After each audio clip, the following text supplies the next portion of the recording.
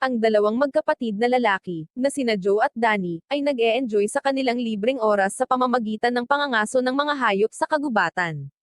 Pagkatapos ng pamamaril, sinabi ni Joe kay Danny na hindi niya gusto ang ugali ng kanyang kapatid na si Roy dahil palagi siyang nanggugulo at madalas na nasa loob at labas ng kulungan. Si Roy ay madalas na nasasangkot sa mga marahas na gawain na may kaugnayan sa kanyang trabaho bilang isang libreng manlalaban. Gayunpaman, naniniwala pa rin si Danny na mabuting tao si Roy at balang araw ay titigil siya sa kanyang trabaho. Pagkatapos ay ipinakilala kami kay Roy, na naghahanda para tumungo sa arena ng labanan. Hindi tulad ng kanyang mga kapatid, si Roy ay isang mahinahon, malayang tao. 5 minuto bago ang laban niya ay naglaan pa rin siya ng oras para makipagbakbakan sa girlfriend niyang si Lisa kahit dumating na ang mga bisitang manunood sa laban niya noong gabing iyon, at naghihintay sa kanya. Gaya ng dati, madaling madaig ni Roy, na dating sundalo sa Special Forces, ang kanyang kalaban.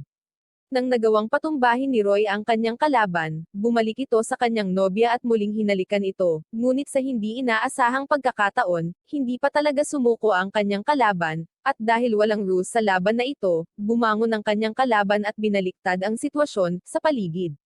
Dahil sa kanyang kayabangan, galit na galit ang amo ni Roy na si Julian, pagkatapos ay inutusan niya ang kanyang mga tauhan na arestuhin at parusahan si Roy dahil sa ginawa niyang pagkatalo ng $10 milyong. Sinabi ni Julian, isang walang awa na pinuno ng mafia, na sa nakalipas na 4 na taon ay hindi pa siya nakaranas ng pagkatalo.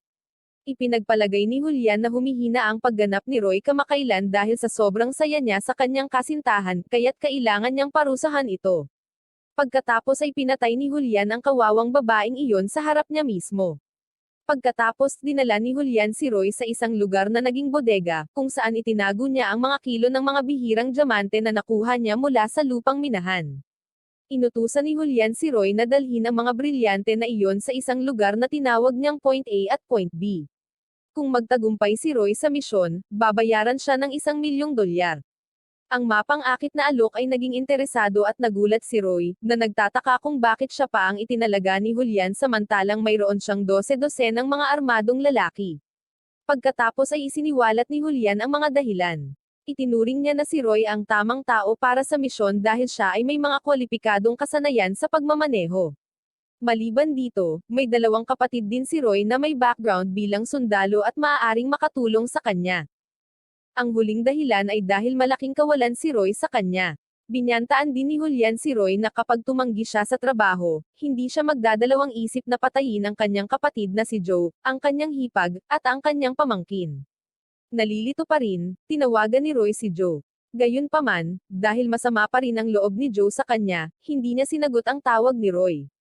Kinabukasan, natarante si Danny, na aktibong nagtatrabaho pa bilang isang sundalo, dahil hindi niya makontak ang kanyang kapatid. Nagpasya si Danny na makipagkita kay Joe sa kanyang bahay. Pagdating sa bahay ni Joe, nakita niya ang kanyang kapatid na abala sa pagsasanay ng kanyang mga kabayo sa karera at ilan sa kanyang mga alagang hayop. Matapos magkita ang dalawang magkapatid na ito, sinabi ni Joe kay Danny na kagabi ay tinawagan siya ni Roy, ngunit hindi niya pinansin ang tawag dahil masama pa rin ang loob at sawa na siya sa kanyang inaasal. Ikinalulungkot ni Danny ang naging desisyon ng kapatid sa hindi pagsagot sa tawag ni Roy, baka raw may problema si Roy at kailangan ng kanilang tulong. Kung tutuusin, forever nilang kapatid si Roy na kailangang trituhin ng maayos kahit na madalas niyang pinaghihirapan ang kanilang pamilya. Matapos mabigang tawagan si Joe, pumunta si Roy sa bahay ni Joe, at ang kanyang pagdating ay malugod na tinanggap ng kanyang pamangkin at hipag. Si Danny, na nandoon din noon, ay lumapit kay Joe, na abala pa rin sa pag-aalaga ng kanyang mga kabayo. Sinabi ni Danny kay Joe na dumating si Roy, at umaasa siyang magkakasundo silang dalawa bilang isang pamilya. Pero si Joe, na alam ang ugali ng kanyang kapatid, ay ayaw na siyang pakitunguhan, dahil dumarating lang siya kapag may problema siya. Pagkatapos ay nagpasya si Roy na umalis sa bukid ni Joe, at bago siya umalis, hiniling niya kay Danny na sumama sa kanya at samahan siya sa susunod na mga araw. Tinanggap naman ni Danny ang mungkahi ni Roy, dahil matagal na silang hindi nagkita. Bago umalis ang dalawa, hiniling ni Danny kay Roy na ipaliwanag ng eksakto kung ano ang kanyang ginagawa. Sa kanilang paglalakbay, ipinaliwanag ni Roy na siya ay nasa malaking problema. Siya ay itinalaga upang maging responsable para sa paghahatid ng isang napakataas na halaga ng item. Sinabi rin niya na ang mga kalakal ay pag-aari ng isang napakadelikadong mob. Sa makatuwid, kinailangan nilang magtrabaho ayon sa mga kondisyong itinakda ng mob boss. Pagkatapos ng isang mahaba at nakakapagod na paglalakbay, dinala ni Roy si Danny sa isang underground fighting arena na pinamamahalaan ng kanyang kaibigan. Pagkatapos ay napanood nila ang isang kapanpanabik na laban sa pagitan ng dalawang nangungunang manlalaban, si Barney Boy laban sa isang malaking tao na nagngangalang Big Duke. Ang laban ay napanalunan ng Big Duke nang walang anumang makabuluhang laban mula kay Barney Boy. Matapos manalo si Big Duke sa laban, lumapit si Roy para hamanin siya. Sa nangyari, natalo ni Roy ang malaking lalaking iyon sa freestyle ring noon. Kinabukasan, nagpatuloy sina Roy at Danny sa kanilang paglalakbay. Sa araw na iyon, pupunta sila sa isang lugar para kumuha ng supply ng mga brilyante at ihahatid ang mga ito sa isang paunang natukoy na lugar. Pagdating nina Danny at Roy sa Diamond Storage Warehouse, sinalubong sila ni Polly, ang kanang kamay ni Julian, na nakatalagang magbabantay sa bodega. Pagkatapos ay ipinaliwanag ni Polly kay Roy na ang mga brilyante ay inilagay sa mga bote ng inumin upang linlangin ang mga pulis. Matapos ang nakakapagod na biyahe, huminto sina Roy at Danny sa isang convenience store para magpahinga at bumili ng pagkain at inumin para mapunan ang kanilang lakas. Ilang saglit pa, nagkataong dumating sa mini market ang isang grupo ng mga lalaking nakamaskara na nakasuot ng gamit at nagnakaw. Patay on the spot ang isang tindera matapos makatanggap ng brutal na bala ng nakamaskara na grupo. Hindi na maalayan ni Roy at Danny na ang layunin ng mga magnanakaw ay nakawin ang mga daladala nilang brilyante. Nang maramdamang na frame up siya, nanlaban si Roy sa pamamagitan ng pagbaril sa mga tulisan. Gayunpaman, ang kanyang pakikipaglaban ay walang kabuluhan. Dahil palaban, hindi basta-basta susuko si Roy, kasama ang kanyang kapatid, hinabol sila sa pamamagitan ng pagmamaneho ng sasakyan na nagawa nilang nakawin sa parking lot ng tindahan. Nagsimulang maghinala si Danny, kaya tinanong niya si Roy kung ano nga ba ang mga dala nila at kung sino ang mga taong iyon. Hindi sinagot ni Roy ang tanong ni Danny, at nanatili siyang nakatutok sa paghabol sa mga tulisan.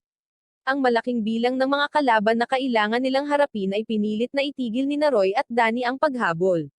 Sa pangalawang pagkakataon, muling tinanong ni Danny si Roy kung ano ba talaga ang dala nila. Dahil wala ng mga pagpipilian, sa wakas ay inamin ni Roy ang katotohanan.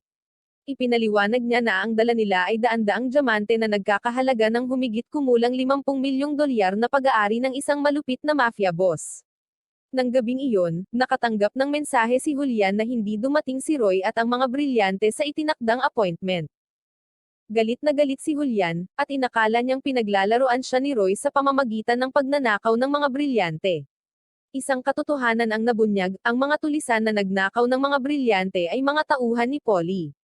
Sinadya niyang nakawin ang mga brilyante sa mga kamay ni Julian at ginawang salarin sina Roy at Danny. Kinailangan ni Roy at Danny na maglakad papuntang syudad dahil nasira ang kotseng ninakaw nila at hindi na magamit. Pagkatapos ay sinabi ni Roy na kailangan niyang ibalik ang mga brilyante sa lalong madaling panahon bago magalit si Julian at patayin ang asawa at anak na babae ni Joe. Lumipat ang eksena kay Joe, na kagagaling lang sa grocery shopping. Pagdating niya sa bahay niya, hindi niya mahanap ang anak at asawa, nawala na sila, hindi niya alam kung nasaan. Ang anak at asawa ni Joe ay kinidnap ni Julian dahil dati, ginawa silang collateral ni Julian kung hindi magawa ni Roy ang kanyang gawain. Sa wakas ay nakarating sina Roy at Danny sa isang lugar, at doon, nakipag-ugnayan sila kay Joe, nagulat pa rin dahil biglang nawala ang kanyang asawa at anak na babae. Sinabi tuloy ni Roy na ang pagkawala ng kanyang asawa at anak ay kagagawa ni Julian.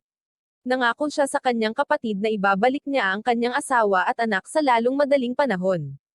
Pagkatapos ay kinontak ni Roy si Julian at ipinaliwanag kung ano talaga ang nangyari. Akala ni Julian ay pinagtaksilen siya ni Roy, kaya binyantaan niya itong ibalik ang brilyante sa loob ng 48 oras, kung hindi, papatayin niya ang asawa at anak ni Joe. Galit na galit si Danny, sa kanya iniwan si Roy dahil nagsinungaling siya sa kanya at nalagay sa panganib ang kanilang pamilya. Pero sa huli, kinalma ni Danny ang sarili at bumalik kay Roy. Nagsimula siyang mag-isip tungkol sa paghahanap ng solusyon sa problemang kinakaharap nila. Sinabi niya na tutulungan niya ang kanyang kapatid na maghihiganti sa ginawa ng mga mobster na iyon. Walang kamalay-malay na pinagmamasdan sila ng dalawang pulis detective na sina Johnson at Garcia mula sa tuktok ng burol. Iniimbestigahan nila ang isang bawal na negosyong pinamamahalaan ni Julian at ng kanyang barkada. Samantala, hindi tumayo si Joe, determinado siyang hanapin ang kanyang anak at asawa. Inihanda niya ang kanyang sandata at hindi nagtagal ay sumama kay Roy at Danny.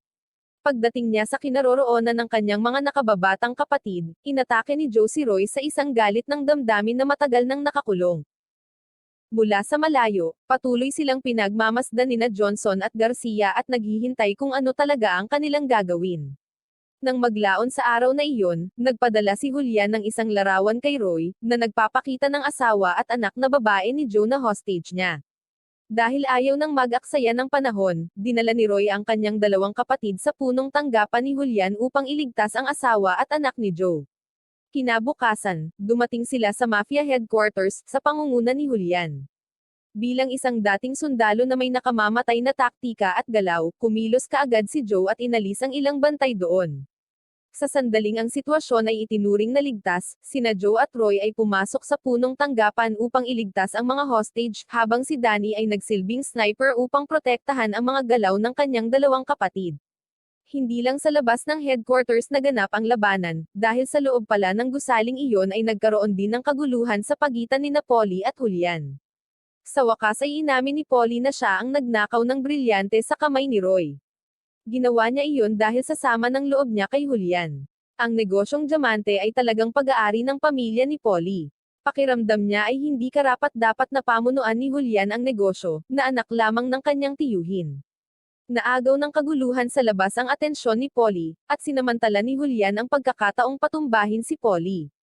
Sa wakas ay nagkita na sina Joe at Julian, nagkaharap sila at itinaas ang kanilang mga armas. Sa hindi inaasahang pagkakataon, naubos ang mga bala ng bawat sandata na hawak nila, kaya napagdesisyonan nilang mag-duel one-on-one gamit ang kanilang mga kamay. Si Julian, na mas malaki ang katawan, ay madaling mapabagsak si Joe. Mabuti na lang at ilang saglit pa ay tinulungan ni Roy ang kanyang kapatid. Tinutukan ni Roy ng baril si Julian, ngunit kinilig siya sa tunog ng pagsigaw ni Julian. Sinamantala ni Julian ang pagkakataon para bugbugin ng husto si Roy. Sa hindi inaasahang pagkakataon, muling bumangon si Polly na nakahandusay sa sahig at paulit-ulit na pinaputukan ng baril sina Joe at Julian. Siya ay kumbinsido na sina Joe at Julian ay namatay mula sa kanyang mga pagbaril, kaya pagkatapos ay inutusan niya ang kanyang mga tauhan na kunin si Roy. Sa hindi niya nalalaman, ay buhay pa talaga si Joe. Dahil nawalan ng komunikasyon sa kanyang dalawang kapatid, nagpa siya si Danny na pumasok sa base. Pagkapasok niya, nakita niya si Joe. Nakaligtas si Joe sa pagbaril ni Polly salamat sa bulletproof vest na suot niya. Pagkatapos ay sinugod nila si Polly, na kinuha si Roy kasama niya. Pagkatapos ay tinawagan ni Danny ang kanyang kasamahan sa militar na nagngangalang Jimmy, at hiningi ang kanyang tulong sa pagdadala ng mga armas na kailangan nila para sirain ang mga mandurumog na iyon. Lumipat kami kay Polly, na nakarating sa isang lugar na binabantayan ng sandatahang lakas kung saan naka-hostage ang anak at asawa ni Joe. Pinalaban ni Polly si Roy sa kanyang pinakamahusay na manlalaban, at ang mga pusta ay ang anak at asawa ni Joe. Kung magtagumpay si Roy laban sa kanyang mandirigma, pakakawalan niya sila, ngunit kapag natalo si Roy, hindi maliligtas ang kanilang buhay. Para sa kapakanan ng buhay ng kanyang hipag at pamangkin, kailangang harapin ni Roy ang manlalaban ni Polly. Dahil napagod na siya, hindi na nakasabay ni Roy ang lakas ng kanyang kalaban. Paulit-ulit na binugbog at hinampedsa ang kanyang katawan. Sa parehong oras, dumating sina Danny, Joe, at Jimmy sa lokasyon matapos nilang masubaybayan ang lokasyon ng cellphone ni Roy. Mula sa malayo, si Danny, bilang siya ang sniper, ay madaling maalis ang dalawang gwardya ni Polly sa pamamagitan ng isang putok sa kanilang mga ulo. Sa kabilang banda, patuloy na nagpupumiglas si Roy na harapin ang kanyang karibal, ngunit salamat sa lahat ng lakas na kanyang ginawa, sa wakas ay nakabangon siya.